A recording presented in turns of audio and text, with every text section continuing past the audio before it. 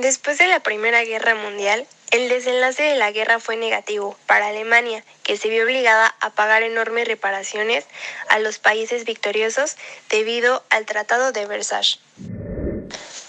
Las indemnizaciones fueron primero negociadas entre los aliados en el Tratado de Versalles de 1920, con la participación de los representantes de Reino Unido, Italia, Francia y Estados Unidos. El negociador alemán solo oía.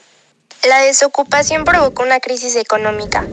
Esta situación de inseguridad para la mayoría del pueblo y la gran hambre que tenía fue el escenario perfecto para la aparición del Grupo Nacional Socialista. Alemania fue duramente golpeada por la depresión. Cuando se detuvieron los préstamos americanos para ayudar a reconstruir su economía, el desempleo aumentó, especialmente en las grandes ciudades, y el partido nazi de Hitler llegó al poder en enero de 1933. En 1934, la economía todavía no estaba lo suficientemente equilibrada para que Alemania funcionara por su propia cuenta. El reembolso de las reparaciones de guerra que debía Alemania fue suspendido en 1932, tras la Conferencia de Lausana. Para esa época, Alemania había reembolsado solo 1/8 de las reparaciones. Mientras tanto, en Estados Unidos, al contrario de Alemania, en Estados Unidos se disfrutaba de un alto nivel de bienestar, que les permitía incluso colocar sus productos en el viejo continente. Esto hizo que la economía estadounidense gozase de un alto nivel de confianza. Esta confianza no solo residía en las fábricas y las empresas, se hizo extensiva a la bolsa de valores y a la banca. La bolsa de valores estadounidense, particularmente la bolsa de Nueva York, vivía un auge sin precedentes. No solo estaban invirtiendo en acciones aquellas personas que tenían conocimientos de finanzas, sino también ciudadanos comunes, empleados que dependían un sueldo y que invertían sus ahorros en acciones de empresas que basaban su solidez en la confianza que se tenía en la economía. Ocurría incluso que la gente común compraba acciones por debajo de su valor, financiando el faltante, comprometiendo incluso su patrimonio.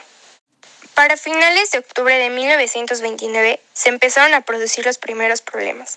Empresas que cotizaban en bolsa empezaron a quebrar, pero sus accionistas eran gente de a pie, que había invertido a crédito y ahora no podía asumir las pérdidas. Las personas y las empresas, al principio las pequeñas, lo perdían todo al derrumbarse los precios de las acciones. La crisis se inició el 24 de octubre en el llamado Jueves Negro, pero el peor momento fue el 29 de octubre de 1929, llamado Martes Negro, durante el que se produjo la mayor caída del precio de las acciones y la mayor cantidad de quiebras y pérdidas monetarias. Este es el evento conocido como crack bursátil del 29 o crisis bursátil del 29. Esta crisis arrastró no solo a pequeñas empresas, sino también a varias grandes y a la banca. En los meses siguientes, el desempleo fue en franco aumento, trayendo consigo disminución en la producción y un fenómeno llamado deflación, que es como se conoce a la reducción general de los precios de productos y servicios a causa de la falta de compradores. La baja de la producción hizo que también bajaran las exportaciones. Esto afectó a las economías europeas, que basaban mucho de su funcionamiento en las importaciones que venían en los Estados Unidos. Las economías del mundo estaban en mayor o menor medida vinculadas a la estadounidense, con pocas excepciones como la Unión Soviética, de modo que fue una crisis de alcance internacional que fue extendido a lo largo de la década de 1930. La depresión se caracterizó por la masiva abandono de la actividad productiva, el desempleo general y la poca confianza en la economía del país. La tasa de desempleo general fue del 25%, con otro 25% sufriendo de recorte de salarios, y el Producto Nacional Bruto se redujo un 50%.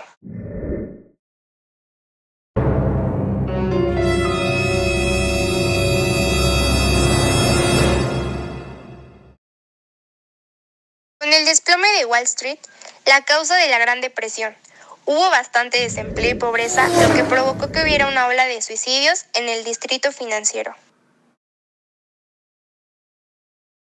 Las personas que perdieron sus hogares a menudo vivían en lo que se llamó hoverbills o barrios de Chavo, las nombradas así para burlarse del presidente Herbert Hoover. También el gángster de Chicago, Al Capone, abrió un comedor durante la Gran Depresión. Para millones de personas representaba el único lugar donde conseguían su alimento del día.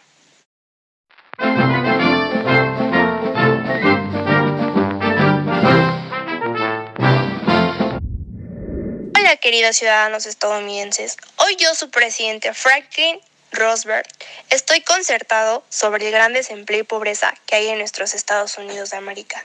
Es por eso que les traigo el New Deal, una política económica que reactivará la economía por vía del consumo y la inversión y produce el establecimiento de una serie de controles bancarios más estrictos para evitar una tragedia como esta en el futuro.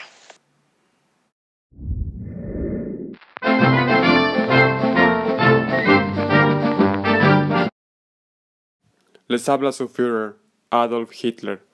El Estado polaco rechazó la regularización pacífica de las relaciones civiles, tal como yo lo he deseado. En vez de ello, el Estado polaco ordenó la movilización. Los alemanes en Polonia fueron acosados por medio de un sangriento terror y despojados de sus hogares y de sus campos. Con el fin de poner fin a estas actividades, no me queda más remedio que contestar a la fuerza con fuerza. De ahora en adelante, dirigiré la lucha por el honor y por los derechos vitales del pueblo, con firme determinación. No olviden, soldados, que en cualquier situación, ustedes son los representantes de la nacionalsocialista Gran Alemania.